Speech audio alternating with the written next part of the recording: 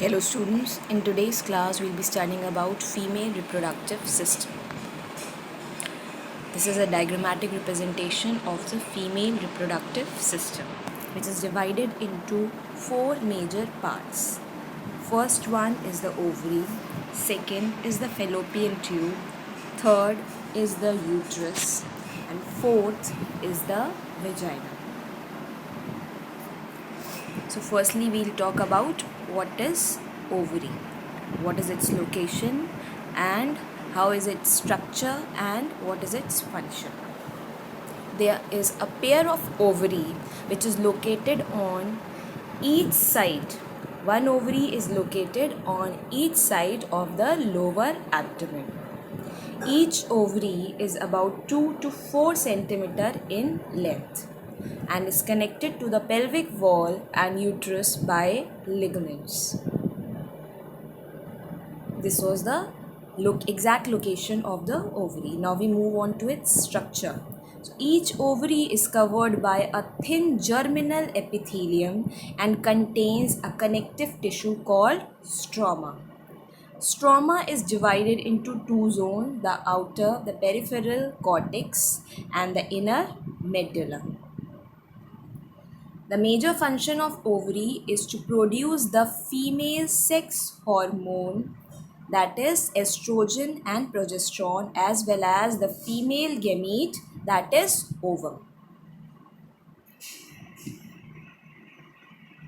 Now we move on to another part, that is fallopian tube. Another name of fallopian tube is oviduct. So this is the fallopian tube and it is about 10 to 12 centimeter long and it extends from ovary to the third part, uterus. Fallopian tube is divided into three major parts: infundibula, ampulla and isthmus. Infundibulum is that part of fallopian tube which is near to that of ovary and it consists of a small aperture known as ostium, as well as it consists of finger-like projections called fimbriae. These finger-like projections are responsible for catching the ovum prepared by the ovary. This ovum, after passing from infundibulum, moves to another part of fallopian tube, which is the wider part of fallopian tube known as ampulla. The ampulla is playing a major role in the process of fertilization. This is a place where ovum fuses with that of sperm.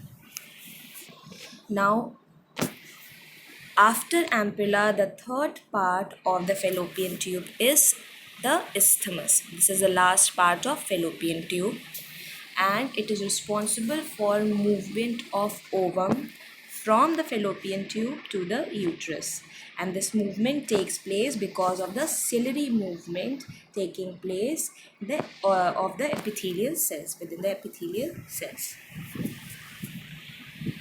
Now we'll talk about the functions of fallopian tube. So fallopian tube is responsible for the fertilization. It is a place where the fertilization of ovum takes place within the ampulla region of oviduct, and the embryo development also takes place up to the blastocyst stage. Once it reaches the blastocyst stage, it moves to that of uterus. Now we move on to the third part, that is uterus. So uterus is situated above and behind the urinary bladder and remains attached to the body wall by ligaments. This uterus opens into vagina. This is the uterus region. This is starting from here. Uterus opens into vagina through the cervix region, and this cervix along with the vaginal region forms the birth canal. Uterus is divided into three major parts: the outer perimetrium, middle myometrium, and the innermost endometrium. It is divided into three of the tissues. It is divided into three layers of tissues. We'll talk about the function and the location of each of this. Perimetrium is the outermost tissue layer and it is responsible for protection, for giving protection. Myometrium is the middle layer and it is responsible for the uh, contraction which is taking place during the delivery of the child. Endometrium is the innermost layer and it is responsible for the cyclic changes which are taking place during the process of menstruation. So these are the three parts of uterus, three layers of uterus, which is playing different functions and their location is also different. Now we move on to what is the function of uterus. So uterus is also known as womb and it is an organ in which the growing fetus is nourished till the child birth. Now we move on to the last part, that is vagina. Uterus opens into the elastic muscular tube known as vagina. On either side of vaginal orifice is Bartholin's gland, which is responsible for lubrication. And this gland of female is very similar to that of Cooper's gland in case of male.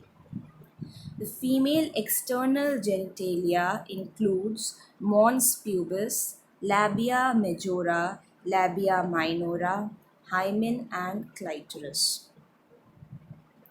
These are the female external genitalia region. We start with mons pubis. Mons pubis is a cushion of fatty tissue which is covered with pubic hair and skin. Labia majora, also known as the larger lip or larger fold. This is the larger fold of tissue. It is having the structure of that like lips. So it is known as the larger fold and it is extending from mons pubis and surrounds the vaginal opening.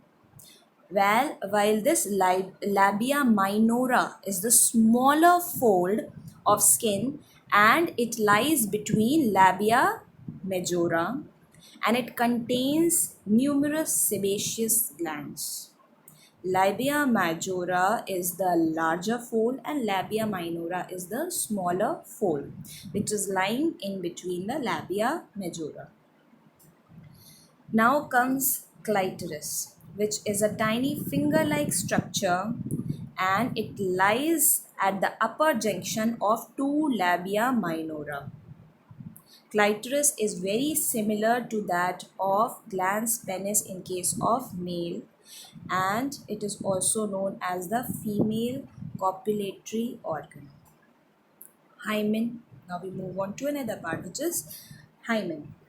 Hymen is the opening of vagina. Basically, it is a layer which guards the opening of vagina and it is also referred to as virginity knot. It is believed that the female, once they undergo copulation, the hymen layer breaks. But it is not always true. This hymen layer also breaks by a lot of physical exertion being taken, like cycling, like intensive workout, also leads to breaking of hymen layer. So, uh, the fact that hymen is considered to be the virginity knot is not so true. Now we move on to another part, that is mammary gland. So, this mammary gland is formed by the combination of glandular tissue and a large amount of fat. Glandular tissue glandular tissue further consists of 15 to 20 mammary lobes. These mammary lobes consist of alveolus.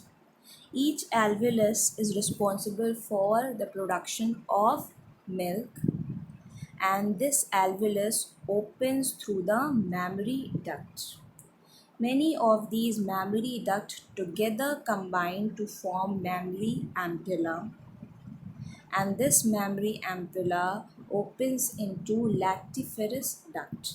Lactiferous duct is responsible for transferring of or removal of the milk from the mammary gland.